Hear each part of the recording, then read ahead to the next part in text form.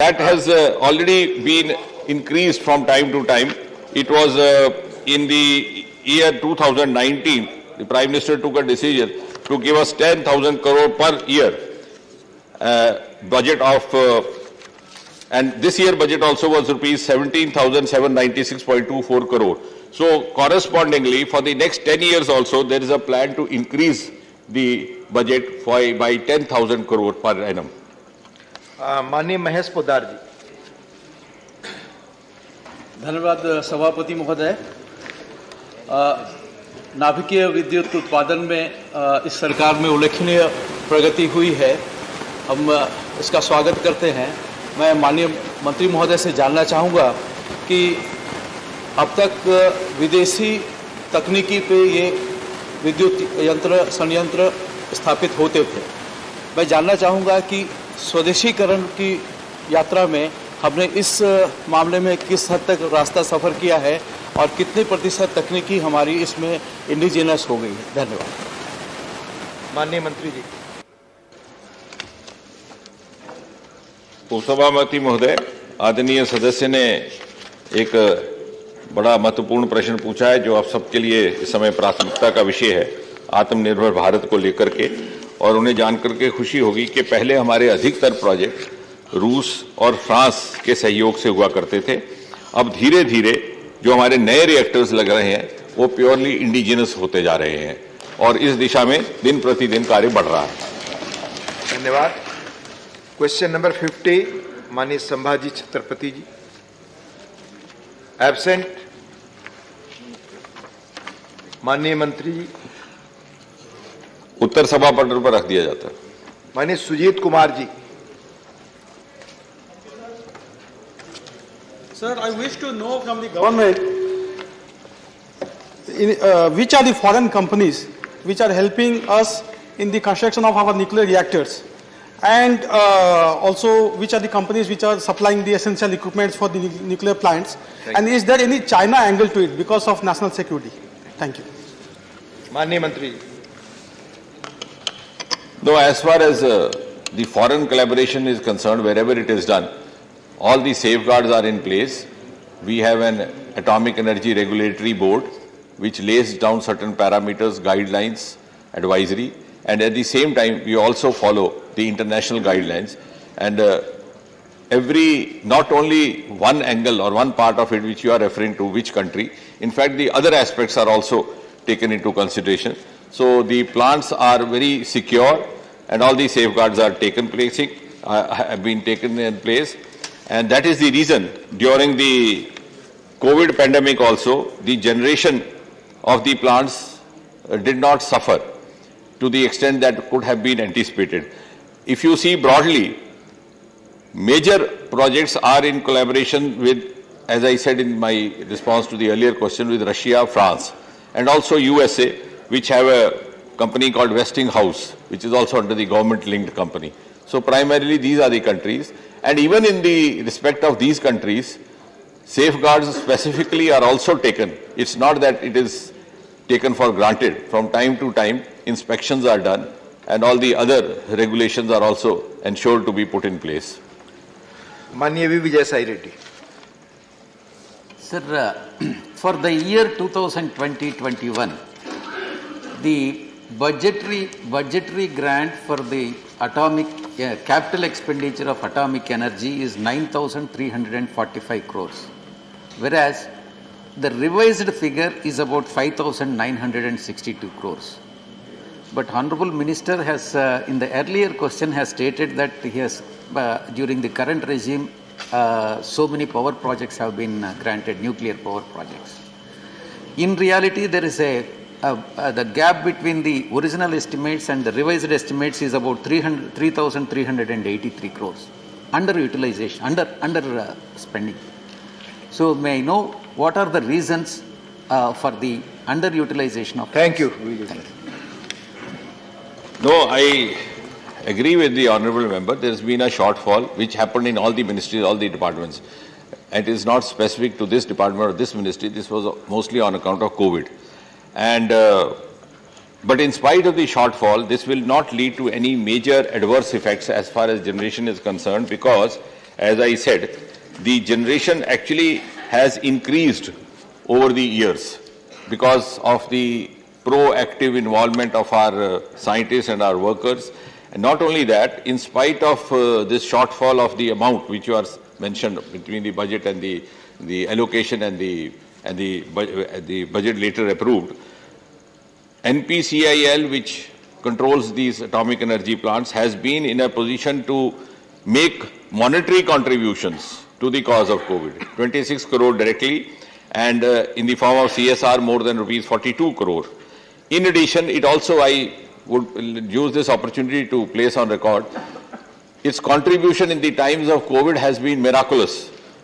In fact, it was the Department of Atomic Energy which for the first time came out with the mechanism of reusing the PP kits at a time when we were short of the PP kits. And it also came out with the COVID beep called Vikram.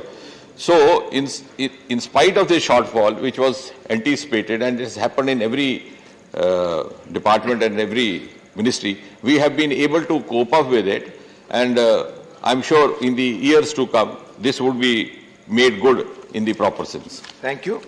Question number 51, M.V. Shreyans Kumar. Mr. M.V. Shreyans Kumar, absent. माननीय मंत्री जी, उत्तर सभा पटल पर रख दिया गया है। DP वत्स जी, माननीय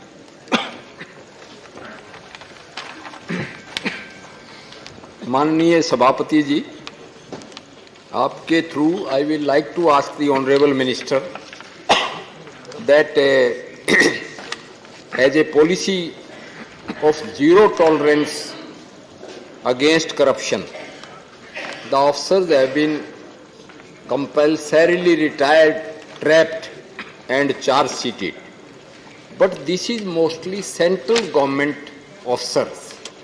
The officers selected by UPSC, which are seconded to states, they become immune to the central investigative. Question माननीय वत्स जी, ब्रीफली क्वेश्चन करें। हाँ, क्वेश्चन कर रहा हूँ जी, क्वेश्चन। मैं मंत्री जी से ये पूछना चाहता हूं कि जो अफसर स्टेट्स को सेकेंडेड हो गए, वो एक तरह से इम्यून है सीबीआई से, उसके बारे में सरकार इम्यून कैसे है कि स्टेट गवर्नमेंट की परमिशन लेनी पड़ती है उनको ट्रैप करने के लिए, और छोटी स्टेट्स में ये लीक हो जाती है परमिशन, उसके लिए सरकार क्या कर रही है जो बिग फिशेज स्टेट्स में इम्यून बैठे? माननीय उपसभापति जी, माननीय सदस्य जनरल साहब की चिंता वाजिब है। जहां तक भारत सरकार का संबंध है और कार्मिक विभाग का जिससे ये प्रश्न जुड़ा है, आपको स्मरण होगा कि 2014 से ही प्रधानमंत्री जी ने जीरो टॉलरेंस टुवर्ड्स करप्शन की नीति का पालन करने का हमें आदेश दिया था, और उसको we have also manage to walk the talk. इसी सरकार में 2018 में 30 वर्ष पुराना प्रिवेंशन ऑफ करप्शन एक्ट को संशोधित किया गया। The bribe giver was also made culpable and certain safeguards for good performing officers also will done. Lokpal भी इसी सरकार के द्वारा फंक्शनल बनाया गया। इंटरव्यू की प्रथा समाप्त कर दी गई सरकारी नियुक्तियों में टू ब्रिंग इन ट्रांसपेरेंसी। लेकिन इनका जो मूल प्रश्न है कि राज्य सरकारों की ओर से कई ऐसे राज्य सरकारें हैं जिनसे जो अपेक्षित सहयोग था वो नहीं प्राप्त होता, और उसमें इनकी बात में ही बात जोड़ते हुए मैं एक चिंता व्यक्त करना चाहूँगा।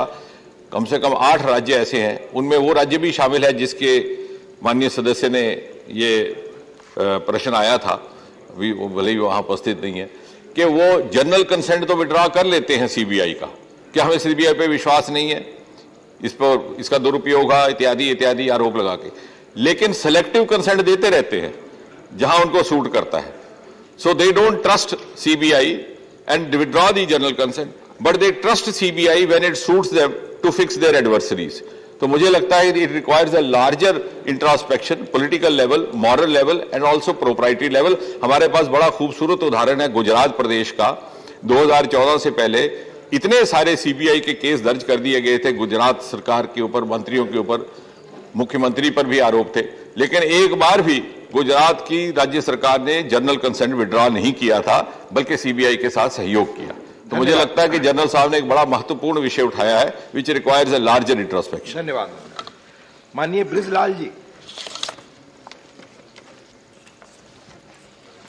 मैं माननीय मंत्री जी से जानना चाहूँगा कि जैसे कि प्रधानमंत्री जी की भ्रष्टाचार के मामले में जीरो टॉलरेंस की नीति है।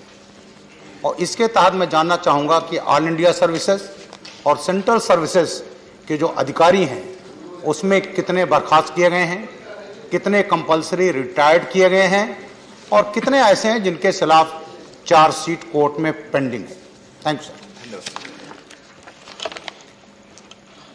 वास्तव में इसके प्रश्न के उत्तर में मैं ये कहूँगा कि ये भिन्न भिन्न एजेंसियों द्वारा ये काम किया जाता है। बहुत सारी इंक्वायरियाँ डिपार्टमेंटल लेवल पर हैं। मुख्य तौर पर केंद्र में 2 एजेंसीज हैं जो इस विषय के साथ डील करती हैं, एक सीबीआई और सीवीसी। फिर बहुत से प्रदेशों के अपने भी एंटी करप्शन ब्यूरोज हैं। यहाँ तक हम इस वर्तमान क्वेश्चन का संबंध है, जैसे पूछा गया था कि 3 वर्षों में क्या हुआ, तो केंद्र में सीबीआई की ओर से लगभग 103 को चार्जशीट किया गया।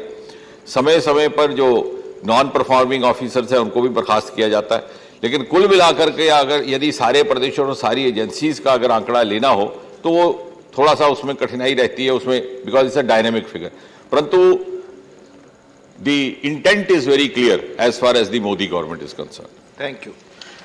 Honourable A Vijay Kumar.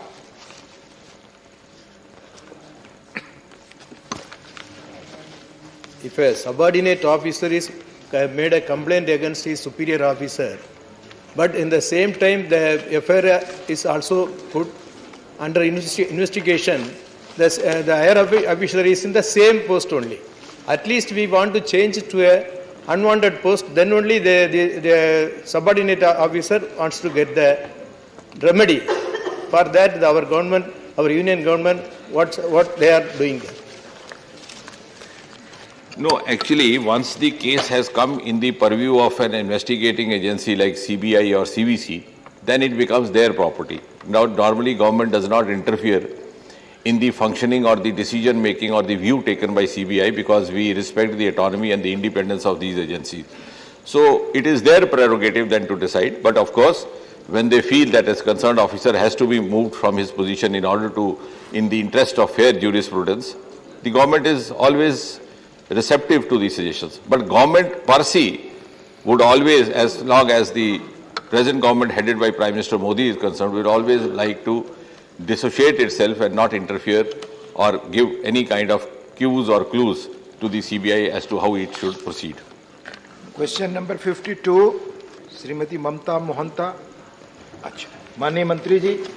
सभापति महोदय, कोरोना वायरस। अच्छा, first supplementary Mamata ji, first supplementary 1। सभापति महोदय, कोरोना वायरस ने सभी कलाकारों को आर्थिक संकट में डाल दिया। उनकी रोजी रोटी चली गई। इस संकट में सभी कलाकार प्रभावित हुए, चाहे नृत्य, संगीत, रंगमंच या चित्रकार। हमारे ओडिशा के यात्रा कलाकार, छऊ, नृत्य, झूमर गायक, नाटक अब सोशल डिस्टेंस के नियम पालन करके इस कार्यक्रम ना असंभव हो गया है। सरकार उन कलाकारों के बचाने के हेतु क्या मॉडल अपनाएंगे जिसमें उनकी आर्थिक स्थिति भी सुधरे और कला भी बचे? Thank you sir. ये प्रश्न मूलतः कोविड-19 के दौरान जो लोक कलाकार हैं उनके विषय के संबंध में पूछा गया है। सरकार के द्वारा कोविड-19 में सभी वर्गों के अंतर्गत जो श्रम का नुकसान हुआ उसके लिए अनेक योजनाएं चलाई गई। जो सांस्कृतिक मंत्रालय है उसके द्वारा लोक कलाकारों के लिए कोविड-19 के दौरान जिस प्रकार का प्रबंध किया गया उसके अंतर्गत 39 से ज़्यादा वर्चुअल कार्यक्रम उड़ीसा के अंतर्गत किए गए। उसके अलावा 12 प्रोग्राम भी ऑनलाइन सरकार के द्वारा किए गए। जैसे उड़ीसा के अंतर्गत ऑनलाइन ओडिसी नृत्य प्रस्तुति, ऑनलाइन संबलपुरी नृत्य प्रस्तुति, ऑनलाइन संगीत उत्सव, ऑनलाइन शंखावादन नृत्य प्रस्तुति, स्वच्छ भारत ऑनलाइन संगीत उत्सव, मास्क और चित्र की कला प्रदर्शनी पुरी में, ऑनलाइन आदिलोक रंग, ऑनलाइन नृत्य संगीत समारोह, ऑनलाइन नाट्य उत्सव फेसबुक पेज पे, छऊ कंटेक्ट, ऑनलाइन नृत्य उत्सव, ऑनलाइन आदिलोक रंग द्वितीय चरण, ऑनलाइन नृत्य और संगीत द्वितीय चरण, श्री ऑनलाइन आदिलोक रंग तृतीय चरण, महात्मा गांधी की 151वीं जयंती स्मरणोत्सव, सारे 39 प्रोग्राम मैं सभा पटल पे रख दूंगा जो संस्कृति मंत्रालय के द्वारा कोविड-19 के दौरान इनका जो रोजगार छीना गया था उसके लिए पूरी तरीके से किया गया। दूसरा सप्लीमेंट्री। Supplementary 2, yes. उन कलाकारों को राहत देने के लिए आर्थिक सहायता के अलावा क्या क्या कदम उठाए गए हैं? कलाकारों को आर्थिक सहायता के अतिरिक्त सरकार के द्वारा संस्कृति मंत्रालय द्वारा कोविड-19 महामारी के दौरान वित्तीय सहायता के लिए कोष अनुदान योजना के तहत वित्तीय सहायता, बौद्ध तिब्बत कला संस्कृति के लिए वित्तीय सहायता, सांस्कृतिक समारोह अनुदान योजना, कला संस्कृति को बढ़ावा देने के लिए छात्रवृत्ति फेलोशिप योजना, राष्ट्रीय उपस्थिति वाले सांस्कृतिक संगठनों को वित्तीय सहायता, हिमालय की सांस्कृतिक सहायता के संरक्षण, कलाकारों के पेंशन और चिकित्सा सहायता योजना, सेवा भोज योजना, स्टूडियो थिएटर सहित अनुदान बनाने के लिए प्रदर्शनी और सांस्कृतिक गतिविधियों के लिए सांस्कृतिक मंत्रालय के द्वारा किया गया। और अन्य जो सारे कार्य जो रोजगार उत्पादन के लिए भारत सरकार के द्वारा कलाकारों के अतिरिक्त अगर कोई अन्य व्यक्ति भी रोजगार के अंतर्गत इसमें प्रभावित रहता था तो भारत सरकार के द्वारा विभिन्न मंत्रालयों के द्वारा रोजगार उत्पादक कार्यक्रम भी किए गए, जिसके अंतर्गत श्रम रोजगार मंत्रालय के अंतर्गत 3 योजनाएं, आत्मनिर्भर भारत रोजगार योजना, प्रधानमंत्री रोजगार योजना, राष्ट्रीय कैरियर सेवा योजना, ग्रामीण विकास मंत्रालय के अंतर्गत महात्मा गांधी राष्ट्रीय ग्रामीण योजना, प्रधानमंत्री गरीब कल्याण रोजगार योजना, आजीविका राष्ट्रीय ग्रामीण योजना, पंडित दीनदयाल उपाध्याय ग्रामीण कौशल योजना। उसके अतिरिक्त आवास शहरी मंत्रालय में प्रधानमंत्री स्वनिधि योजना, शहरी क्षेत्र में दीनदयाल अंत्योदय योजना, सूक्ष्म लघु मध्यम उद्योग में प्रधानमंत्री रोजगार कार्यक्रम योजना, वित्त मंत्रालय में प्रधानमंत्री मुद्रा योजना, कौशल विकास में प्रधानमंत्री कौशल विकास योजना, कौशल विकास उद्यमशीलता में राष्ट्रीय शिक्षुता प्रोत्साहन योजना। और इसके अतिरिक्त भी 13 मंत्रालयों के द्वारा उत्पादन से जुड़ी प्रोत्साहन योजना को लागू किया गया। व्यापक रूप से सरकार के द्वारा कोविड-19 के दौरान असंगठित क्षेत्र में जिनका भी रोजगार का शरण हुआ उसके लिए व्यापक योजनाओं को लागू किया गया। माननीय प्रसन्न आचार्य जी। The Honorable Minister, in his reply to this question, has stated that 1.5 lakh folk artists have been identified and enrolled by the government of Odisha under Artist Federation scheme.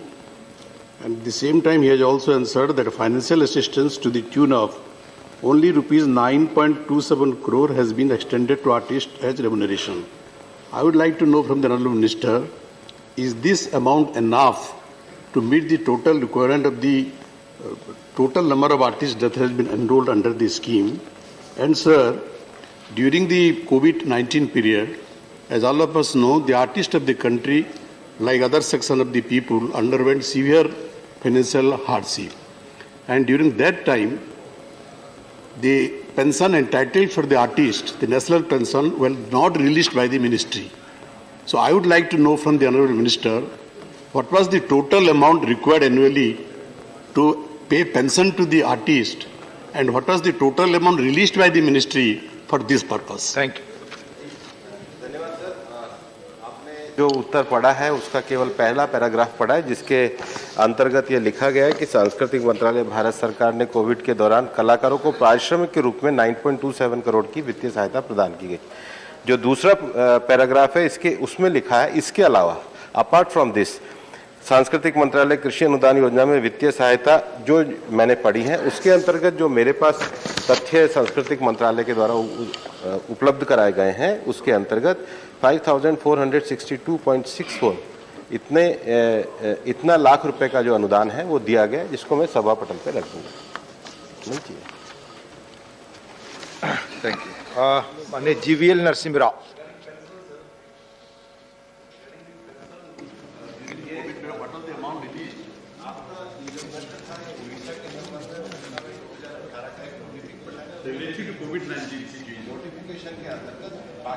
जो है जो मैंने योजनाएं कही है उसके अंतर्गत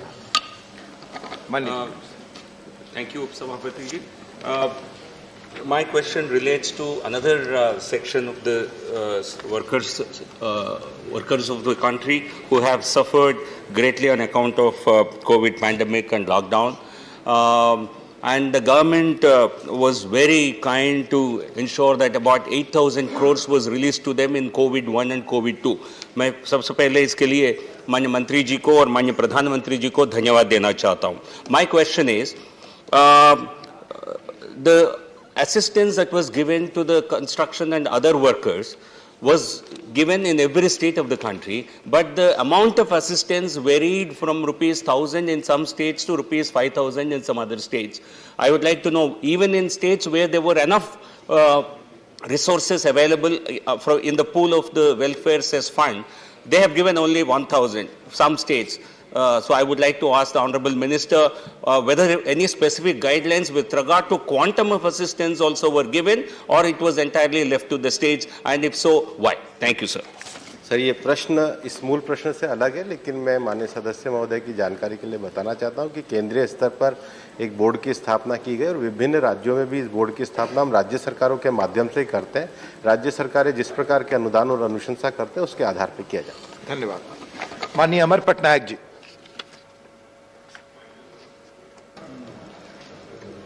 Thank you, sir. Sir, as the answer suggests, the government of Orissa provided monthly financial assistance of rupees 1,200 per month.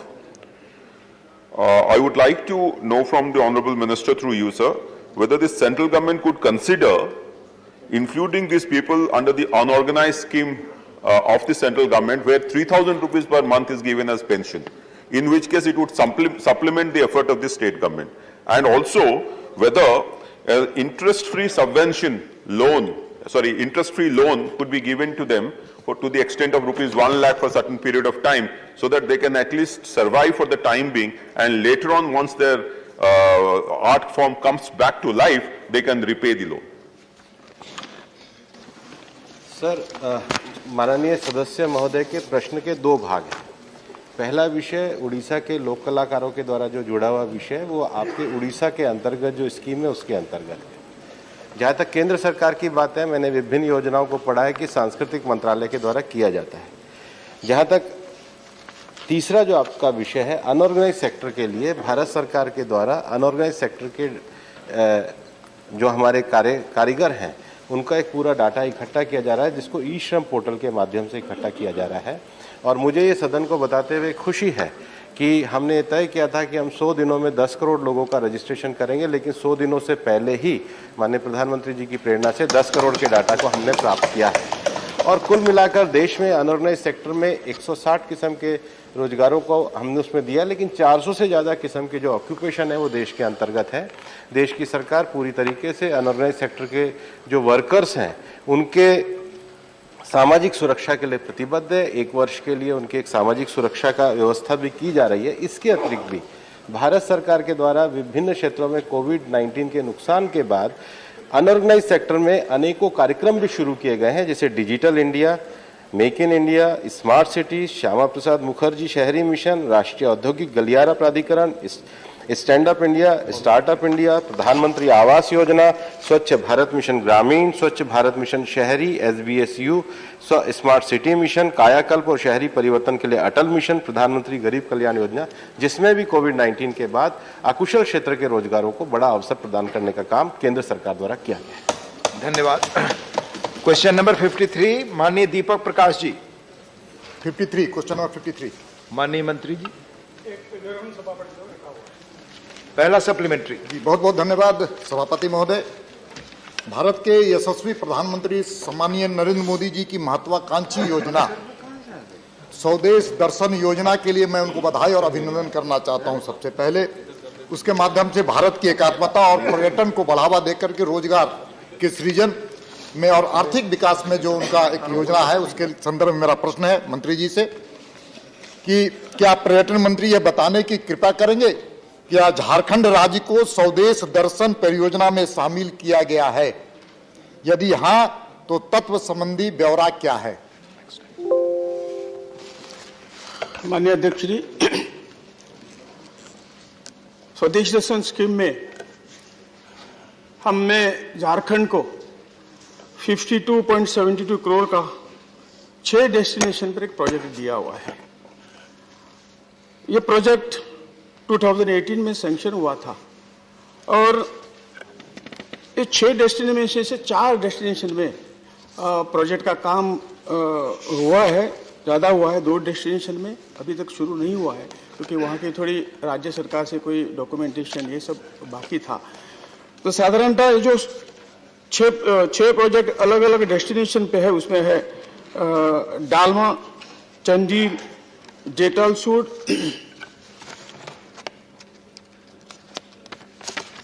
वैसे मिर्जाइया, बेटला नेशनल पार्क आणि नेतरहट। साधारणतः तो पहला जो डालमा प्रोजेक्ट है उसका फाइनेंशियल प्रोग्रेस 5% है और फिजिकल प्रोग्रेस 10% है। बाकी जो चंडील और गेटालसूड का अभी तक काम शुरू नहीं हुआ है। साधारण मिर्चैया का प्रोजेक्ट जो है 338 करोड़ का लैक्स का जो प्रोजेक्ट है उसके 67% वो आगे चला है, फाइनेंशियल इसमें हो गया और 79% कंप्लीट हुआ है। वैसे ही बेटल नेशनल पार्क जो है वो पार्क का काम इसे 86% फाइनेंशियल प्रोग्रेस हुआ है और 86% फिजिकल प्रोग्रेस हुआ है। नेटालहर का जो दूसरा प्रोजेक्ट है उसका 39% फाइनेंशियल प्रोग्रेस हुआ है और 39% फिजिकल प्रोग्रेस हुआ है। और ये छोड़ के बाकी जो साइनेजिस वगैरह जो है ये बहुत 58% उसका फाइनेंशियल प्रोग्रेस हुआ है और 65% हुआ है। ये कुल मिला के ये प्रोजेक्ट थोड़ा लंबा चला। आप तो जानते हैं सभापति महोदय कि कोरोना के कारण 2 साल तो पौने 2 साल तो ऐसे ही चले गए। हम चाहते हैं कि अगले आने वाले समय में जल्दी से जल्दी ये प्रोजेक्ट पूरे कर दिए जाए। सेकंड सप्लीमेंट्री माननीय महोदय, मेरा सप्लीमेंट्री ये है कि जिस प्रकार से प्राकृतिक दृष्टिकोण से झारखंड बहुत ही अमीर है, नेतरहाट बेतला की बात कर रहे हैं, लेकिन इटखोरी एक ऐसा स्थान है जहां पर सनातन, जैन और बौद्ध तीनों का वो मिलन स्थल है और वो एक आस्था का विषय है। और दूसरा इसी से मेरा जुड़ा हुआ समय है कि जनजाति वहां पर इसी सवाल है सर, एक ही सवाल है केवल 15 नवंबर को जनजाति गौरव दिवस प्रधानमंत्री जी ने घोषित करके वहां के जनजाति समाज को एक बड़ा, हम कह सकते हैं, एक बड़ा सम्मान देने का काम किया है।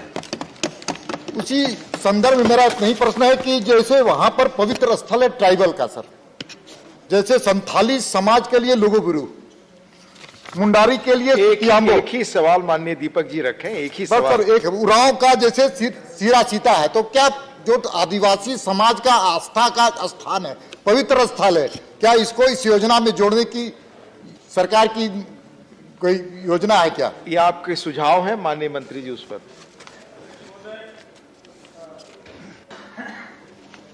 सर, टूरिज्म पर्यटन जो विशेष राज्य का विषय है और केंद्र सरकार अलग अलग योजनाओं से हम उसको मदद करते हैं, फाइनेंशियल मदद करते हैं।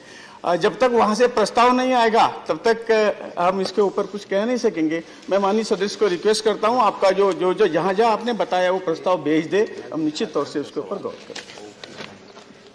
माननीय राकेश सिन्हा जी। महोदय, मैं आपके माध्यम से पहले सरकार को बधाई देना चाहता हूं कि पर्यटन के क्षेत्र में बहुत ही महत्वपूर्ण प्रगति हुई है और प्रधानमंत्री जी ने पर्यटन को बढ़ावा देने के लिए अनेक तरह की योजनाएं के लिए पहल की है। मेरा झारखंड के संबंध में एक सवाल है और उपसभापति महोदय आप भी उस जगह से अच्छी तरह सुपरिचित हैं। नेतरहाट एक ऐसा क्षेत्र है जहां पर पर्यटन पहले से आते रहे हैं, लेकिन इसकी जितनी प्रसिद्धि होनी चाहिए नहीं हो पाई है। वहाँ एक प्रसिद्ध स्कूल नेतरहाट स्कूल है, संयोग से मैं उसी स्कूल का छात्र था। क्या नेतरहाट को बढ़ाने के लिए और नेतरहाट को अंतर्राष्ट्रीय मानचित्र पर लाने के लिए, चूंकि उसके पर्यटन स्थलों की इतनी प्रसिद्धि है और अंग्रेज काल से उसकी अनेक तरह की ऐसी कहानियां हैं और बिहार की राजधानी शीतकाल में नेतरहाट होती थी, वहीं पर गवर्नर जाकर रहते थे। ऐसी स्थिति में सरकार से सुझाव भी है और मांग भी है कि नेतरहाट को उचित स्थान भारत दर्शन में और पर्यटन के क्षेत्र में दिया जाए। धन्यवाद। ये भी सुझाव है, आप बताएं। नेतरहाट तो से माननीय सदस्य की जो मांग है, मैं थोड़ा सा कहना चाहता हूं कि ये जो ऑल टुगेदर हमने स्वदेश दर्शन स्कीम में 70 प्रोजेक्ट ले लिए थे, उसमें से 16 प्रोजेक्ट अभी कंप्लीट हुए हैं। 29 प्रोजेक्ट तो आने वाले इसी महीने में मेरे ख्याल से 29 प्रोजेक्ट को हम कंप्लीट करेंगे और 20 प्रोजेक्ट जो है तो मार्च 2022 में उसका हम एस्टिमेट किया है और ये प्रोजेक्ट कंप्लीट करने की मनीषा है। और 11 प्रोजेक्ट जो है ये 31 दिसंबर 22 में हम पूरे करेंगे। जैसा माननीय सदस्य ने कहा है तो उसको इनके जो प्रोजेक्ट है नेतालहर उसको प्रायोरिटी देने का प्रयास करेंगे। धन्यवाद। माननीय महेश पोद्दार जी। धन्यवाद महोदय। महोदय, मंत्री जी की जो लिस्ट है उससे ऐसा पता चलता है कि झारखंड के कुछ दर्शनीय स्थल जो अमूमन टूरिस्ट जाते हैं उन स्थानों का चयन किया गया है, लेकिन झारखंड में देश का सबसे एक बहुत महत्वपूर्ण ज्योतिर्लिंग बाबा बैजनाथ देवघर में है। मैं मंत्री जी से जानना चाहूँगा, क्या रिलीजियस टूरिज्म को प्रमोट करने के लिए इस योजना के तहत योजना आती है नहीं, और यदि आती है तो क्या उस पर वो विचार करेंगे? धन्यवाद। बहुत बढ़िया। माननीय सदस्य ने जहाँ का नाम लिया, वहाँ हमने एक वहाँ प्रोजेक्ट लिया हुआ है। वहाँ का जो एक रोड है वहाँ वो प्रोजेक्ट पहले से आया हुआ है, और मैं कहना चाहता हूँ कि जो ऐसे अनटैप्ड जो ये है जो डेस्टिनेशन है उसको जल्दी से जल्दी हम उसका प्रोग्रेस करने में आगे उसको प्रायोरिटी दे देंगे। धन्यवाद। माननीय जफर इस्लाम जी। धन्यवाद सर। सर, झारखंड से ही जुड़ा हुआ एक सवाल है कि हजारीबाग एक जगह है जो जाना जाता है टूरिज्म के लिए, और टूरिस्ट स्पॉट होते हैं, बहुत सारे टूरिस्ट स्पॉट हैं, और अगर हजारीबाग के बारे में आप गूगल करेंगे तो सबसे पहला चीज़ जो आता है हजारीबाग नेशनल पार्क। लेकिन वहाँ की दयनीय स्थिति ऐसी है, मैं वहीं पैदा हुआ हूँ, बचपन में हमारे लिए स्पॉट होता था हजारीबाग, आप भी जानते हैं सर अच्छे। सवाल आज बहुत ही दयनीय स्थिति में, बुरी हालत में है। वहाँ ना तो कोई टूरिस्ट जाता है और ना उस पर कोई ध्यान दिया जाता है। क्या मंत्रालय इस पर ध्यान देगा कि वहाँ पर जो कितने सारे टूरिस्ट, अब जो भी झारखंड से जुड़ा हुआ है या बंगाल से जुड़ा हुआ है उस तरह के नॉर्थ ईस्ट में, वो हजारीबाग ज़रूर विजिट करता था छुट्टियों में, आज नहीं जा पाते हैं इसलिए कि नेशनल पार्क बंद पड़ा है। इको टूरिज्म के अंडर ये जो पार्क है, नेशनल पार्क है, उसकी मरम्मत या उसको फंडिंग देने का और वो प्रोजेक्ट तैयार करने का काम हमारी मंत्रालय कर रहा है और प्रायोरिटी भी दे रहा है। कम से कम 17 से ज्यादा जो इको टूरिज्म प्रोजेक्ट जो है उसमें हम मदद कर रहे हैं। मैं देखता हूँ कि जैसा भाई साहब ने कहा कि यहाँ का जो प्रोजेक्ट यदि हमें दे दिया तो निश्चित तौर से हम जल्दी करने का प्रयास करेंगे। उसमें मैं भाई साहब की सहायता चाहूँगा। धन्यवाद। क्वेश्चन नंबर 54 माननीय सुखराम सिंह यादव जी। माननीय सुखराम सिंह यादव जी हो गए एब्सेंट। माननीय मंत्री जी दिया गया। माननीय रामनाथ ठाकुर जी। धन्यवाद। उपसभापति महोदय, आपके माध्यम से हम मंत्री जी से जानना चाहते हैं, स्टेट वाइज कितने केंद्रीय कर्मचारियों के लिए, पदाधिकारियों के लिए रिक्त हैं और वो कब तक भरे जाएंगे?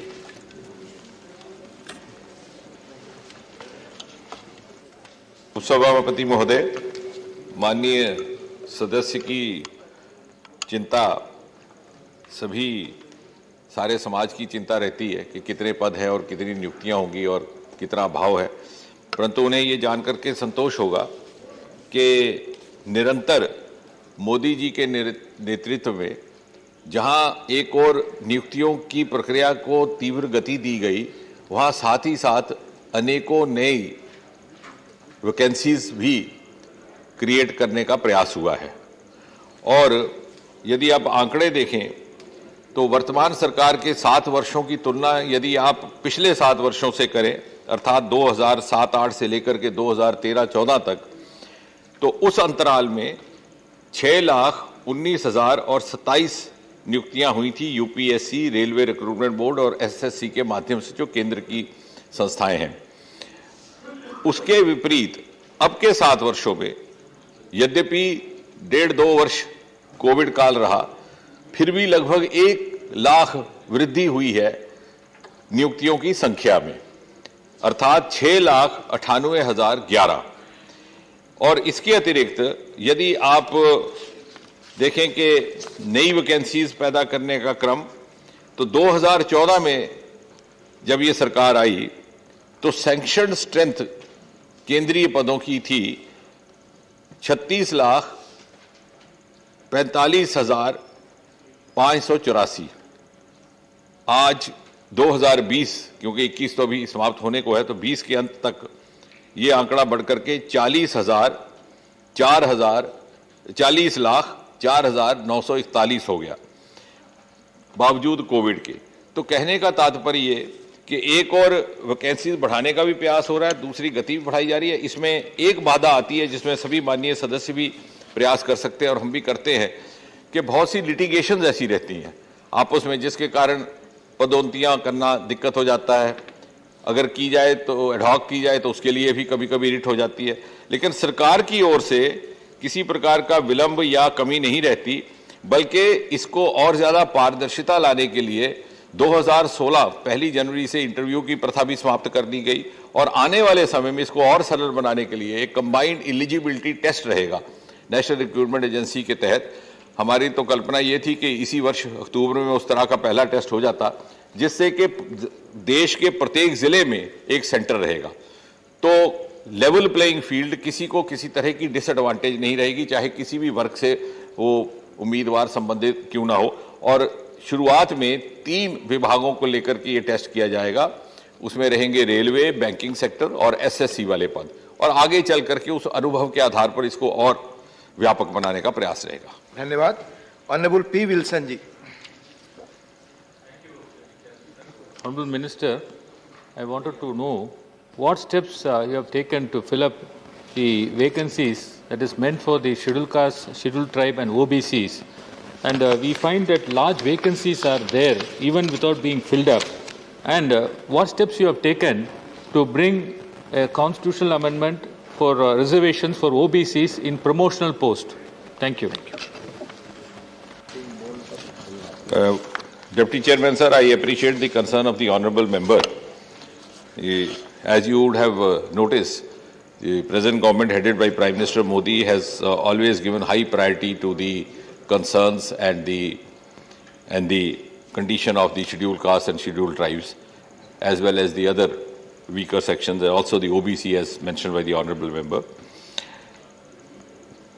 This government has actually tried to walk extra mile. What was happening was that we were sometimes, the vacancies were remaining vacant because of the lack of availability of the candidates in that category. But we have started a drive also at the awareness level, at the social level, to educate and motivate more and more candidates from these sections of society to come forward and apply for government jobs. Not only this, and from time to time a circular is being issued by the Department of Personnel and Training, urging upon the other ministries also to do so. And special recruitment drives have been started by the DOPT from time to time, as I said, to motivate and to stimulate them to get into this. Now, as far as the reservation and promotion is concerned, that actually is an issue which is entangled in a lot of litigation, from the famous Nagaraj case coming down. So we are trying to sort out as best as possible, but it is still in that sub judice state. Thank you. Question hour is over. House stands adjourned till 2.